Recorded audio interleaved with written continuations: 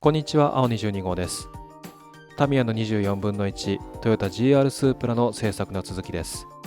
今回はシャシーの塗装の続きを進めていきます。シャシーはグレーのサーフェイサーを塗った後、説明書の指示通り部分的に白を塗って赤を塗っています。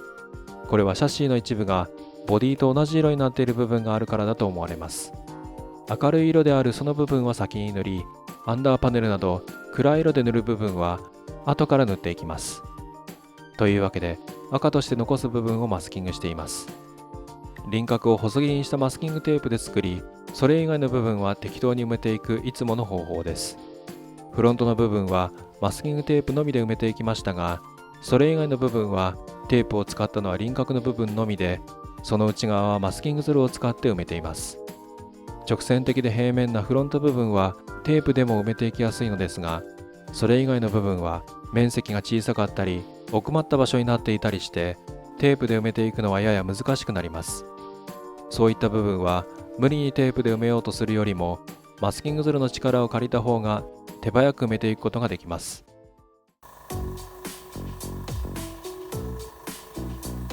マスキングゼルがある程度乾いたら、タミヤビンラッカーのチタンシルバーを塗っていきます。本来はこういったメタリック色は黒を下に塗った方が発色が良くなるとされていますが、今回はマスキングの順番の都合で黒よりも先にチタンシルバーを塗っています。下地が黒以外の色でもしっかりと塗り重ねれば、下の色が透けて見えたりすることはないので大丈夫です。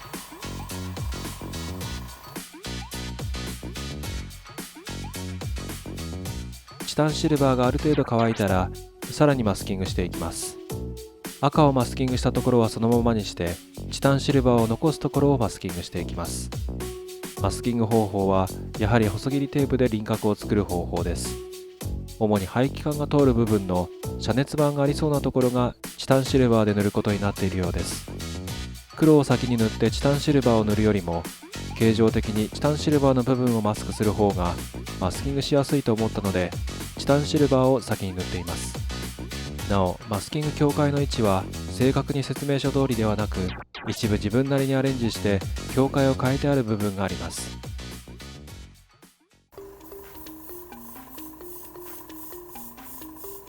マスキングが終わったら黒を塗っていきます。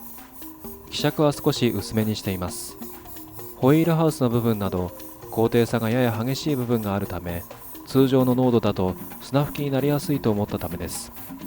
といってもアンダーパネルなどの平面の部分を塗るときは濃度がやや薄すぎることになるので、表面で塗料が流れないように注意します。具体的にはいくつか方法があり、エアブラシと表面との間合いを長く取るようにしたり、ニードルを絞り気味にしてエアーの比率を多くする方法などがあります。これらは要するに塗っている時にシンナーが揮発しやすいようにする塗り方で、塗料を薄めすぎてしまった場合でも塗り方を工夫することで薄めすぎをカバーする方法でもあります。実はエアブラシの希釈率というのは多少濃すぎたり薄すぎたりしても、ある程度は塗り方で吸収することができるのです。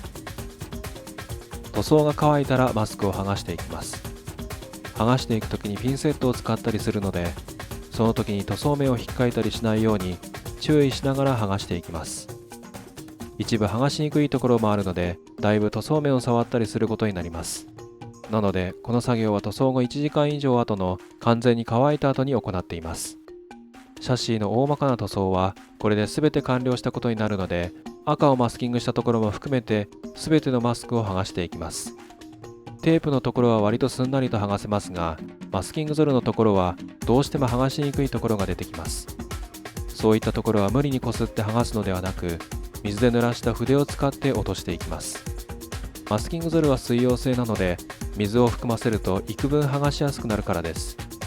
しかしどうやら今回はゼルが少々塗り足りなかったようで、マスク漏れが発生してしまったようです。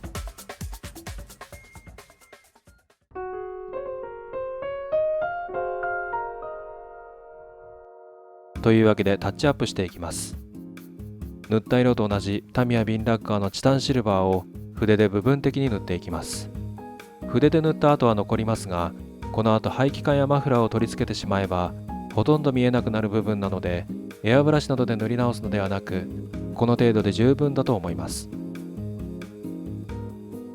大まかな塗り分けは終わったのですが、サスペンションの根元の部分など細かな塗り分けがまだ残っているので、それらを面相筆を使って塗っていきます。特にマスキングなどはしたりせず、フリーハンドで塗っていきます。塗料はラッカーではなくエナメル塗料を使っているので、万が一はみ出したりしてもエナメルの溶剤を使って拭き取ってやり直すことができます。といっても拭き取ると逆に線化が広がって割と大掛かりな作業になることが多いので、あまりそれに頼るよりも多少はみ出したくらいは諦めて無視した方がいい時もあります。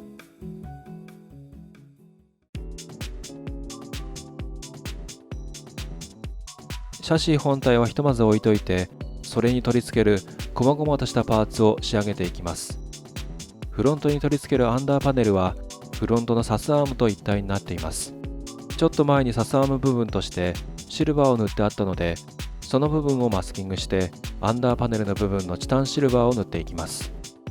サスアームは形状的にマスキングテープだけで全体をマスクするのは大変なので、やはりゾルを併用しています。というわけでチタンシルバーを塗っていきます。ちなみにマスキングしたサスアームはフラットアルミを塗ってあります。フラットアルミもチタンシルバーもどちらもシルバー系の色なので、ここまで細かく塗り分けても実は微妙だったりします。もちろん塗り分ければ違いははっきり出ますが、どちらか同じ色で塗ってしまってもそれほど大差はないかもしれません。アンダーパネルの塗り分けはまだ続きます。パネル中央付近にある蓋のようなものを黒で塗るためにマスキングしていきます。マスキングテープを貼るときは一旦自分の手に貼って剥がして粘着力を弱めてから貼っています。メタリック色の上からテープを貼ると剥がすときに銀粉を持っていかれることがあるというのが一つと、その銀粉の配置が乱れてテープを貼った跡が残ることがあるというのがもう一つです。粘着力を弱めすぎても使い物になりませんが、なるべくできるだけ弱めておきます。大まかな部分はテープでマスクしますが、細かな輪郭などはゾルを使います。形に合わせてテープをカットするのは少々難しいだろうと思ったからです。そもそもマスキングなどしないで直接筆塗りをするというのも十分ありだと思います。今回は塗ろうとしている部分が凸になっていて、マスキングゾルでマスクするのがやりやすそうだと思ったのでこの方法をとっています。ところでここをエナメルで筆塗りする場合は、ラッカー塗料でもメタリック系はエナメル溶剤に弱いことがあるので、拭き取るときは注意が必要です。非常に小さい面積なのでニードルは絞り気味にして少しずつ塗っていきます。いきなりたくさん塗料を吹きつけてしまうと面積が小さくてヘアブラシを移動しない分、あっという間にドボドボになってしまうので、侮らずに慎重に塗っていくのがベターです。様子を見ながら少しずつ吹き重ねていきます。